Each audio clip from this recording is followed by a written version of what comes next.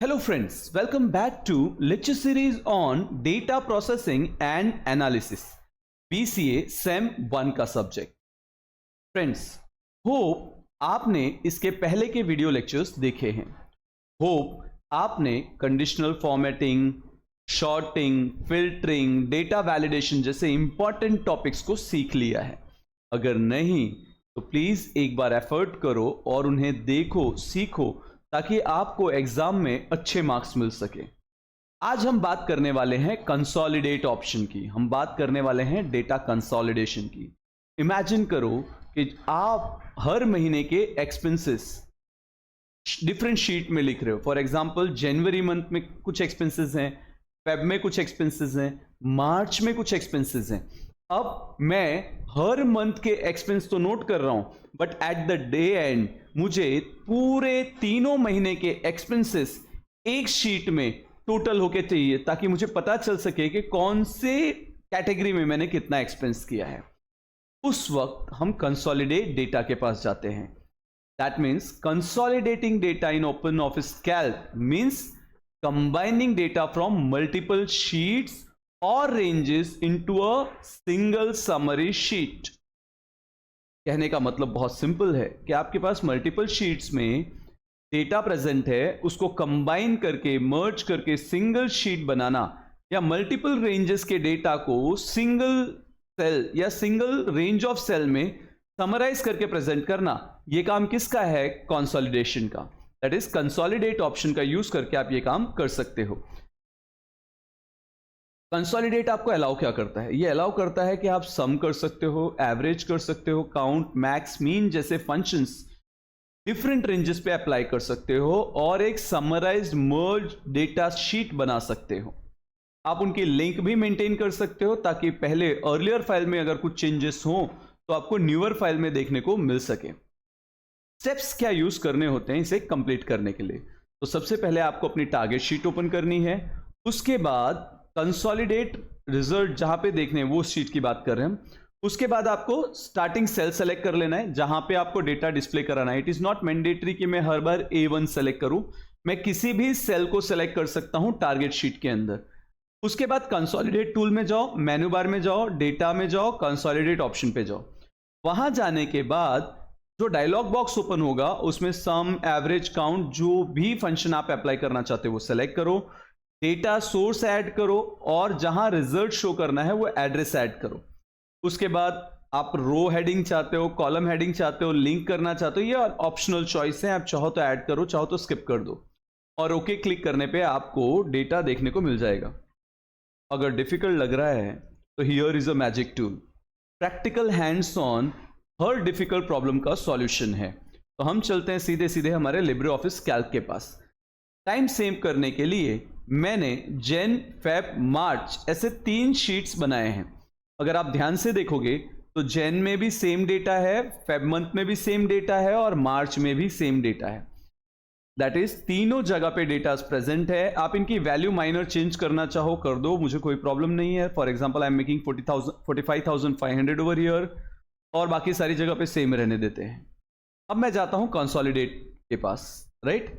अब रिकॉल करते हैं। सबसे पहले टारगेट शीट को ओपन करना होता है और उसके बाद जहां आउटपुट रखना है वो कर्सर सेलेक्ट कर लेना होता है। फिर मेन्यू बार में डेटा में कंसोलिडेट में जाते हैं। तो कहां आएंगे? ये हमारा टारगेट शीट जिसका नाम हमने रखा है कंसोलिडेटेड डेटा। अब उसमें जैसा हमने पढ़ा था कि A1 पे जाना पड़ता है, मैंने तभी कहा इट इज नॉट मैंडेटरी। आप यहां पे भी क्लिक कर सकते हो। देखो मैंने लिया है D6। डेटा में जाएंगे, देन कंसोलिडेट ऑप्शन के पास, मेन्यू बार में डेटा में कंसोलिडेट ऑप्शन। देखो ये एक डायलॉग बॉक्स अपेयर हो गया है ना। अभी यहां पे प्रीवियस कुछ डेटा दिख रहे हैं तो हम इसको डिलीट कर लेते हैं।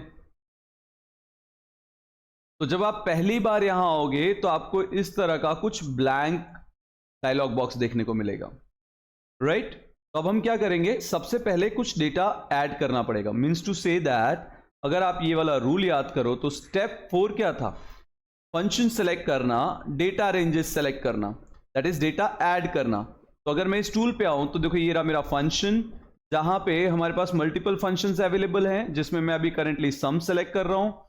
नाउ डिफाइंड सोर्स कहां से आएगा? तो यहां पे क्लिक करते हैं, जैन मंथ में जाते हैं और यहां से पूरा का पूरा सेल रेंज सेलेक्ट कर देते हैं, दैट इज प्रोडक्ट प्राइस, ये पूरा डेटा यहां से यहां तक का सेलेक्ट कर देना है, right.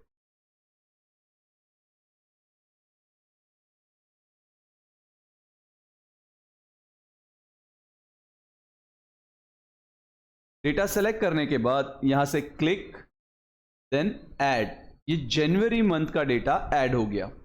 Similarly again click over here, go to Feb and again select the data.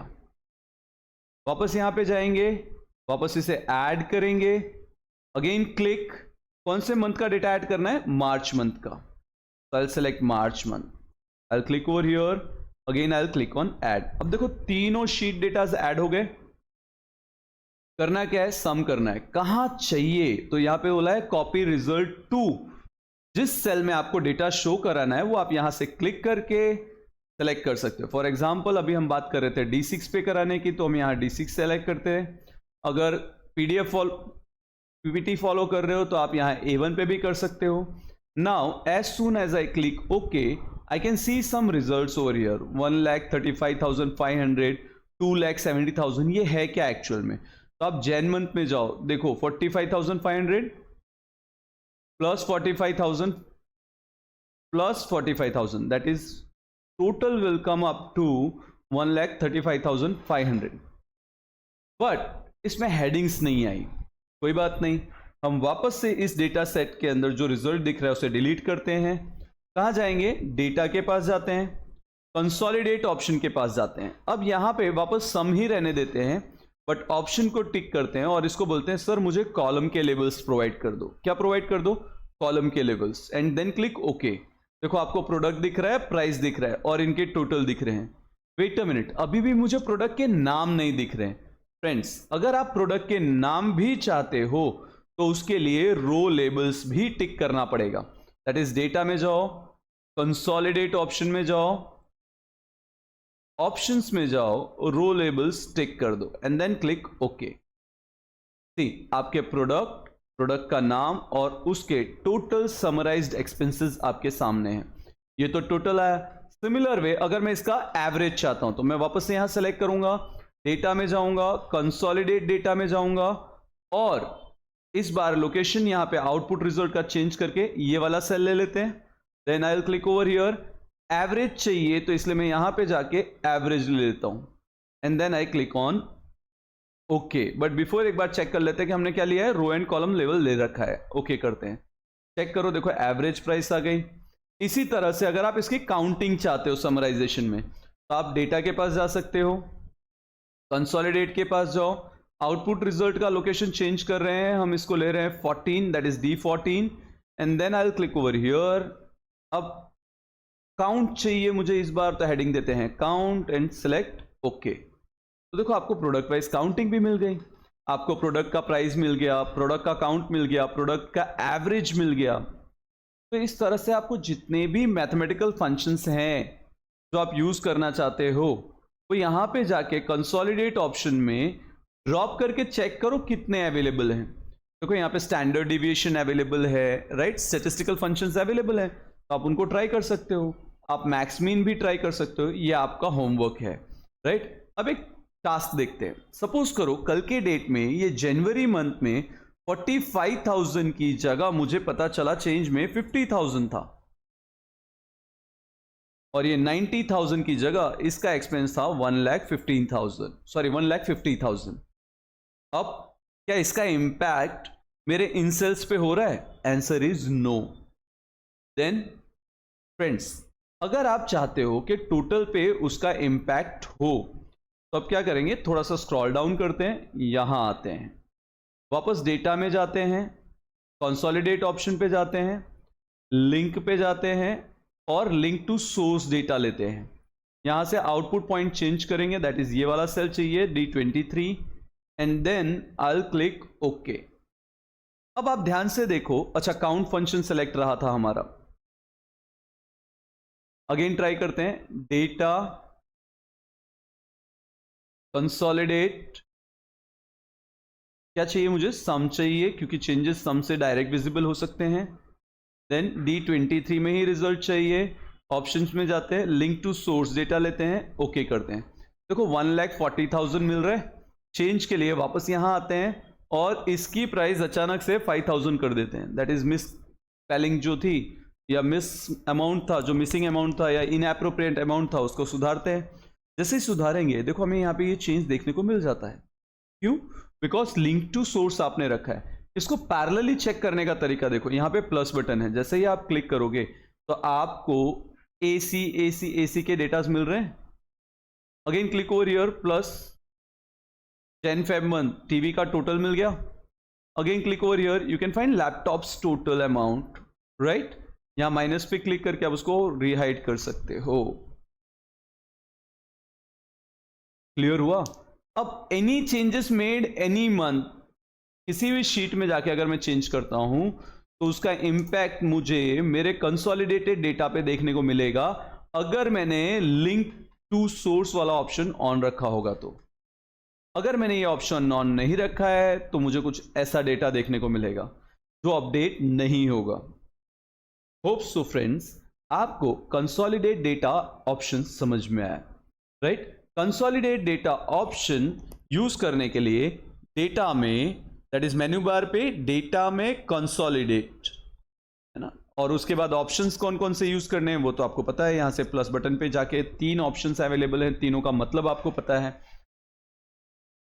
अगर आप न्यू रिकॉर्ड यूज कर रहे हो, प्रीवियस नहीं करना चाहते यूज, या कोई चेंजेस कर रहे हो, तो आप यहां पे जाके रिकॉर्ड सेट डिलीट कर सकते हो। डिलीट बटन का पर्पस ही है कंसोलिडेटेड रेंजेस को डिलीट करना।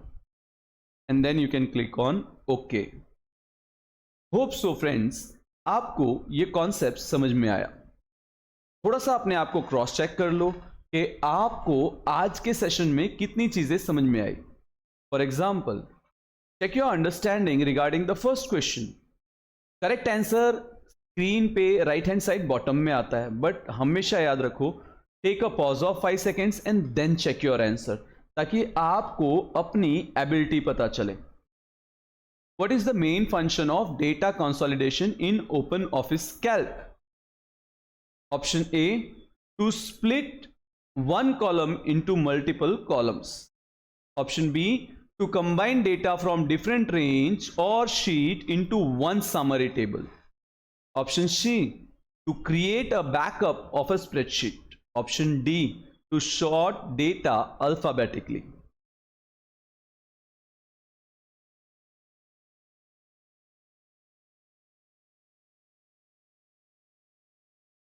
Question 2. Which menu path is used to access consolidate option in OpenOffice Calc? अगर मुझे OpenOffice Calc में consolidate option ओपन करना है तो मेन्यू बार का कौन सा पाथ फॉलो करना पड़ता है? टूल्स में जाके consolidate, insert data consolidate, या डेटा में जाके consolidate, या फॉर्मेट में जाके consolidate? इजी क्वेश्चन है friends.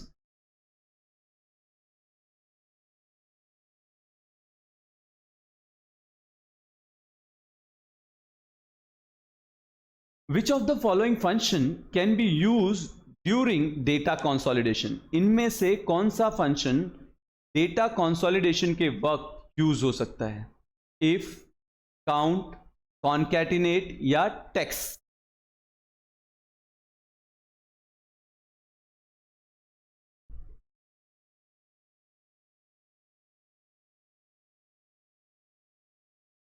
Question 4. What is the purpose of selecting top row left column in the consolidated dialog box? आपको याद हो तो हमने टॉप रो सेलेक्ट किया था या कॉलम लेफ्ट कॉलम सेलेक्ट किया था। इसका रीजन क्या होता है? To merge the top and left cells, to delete empty rows and columns, to use the first row and column as a label for matching data, to lock the first row and column while consolidating. सोचो friends.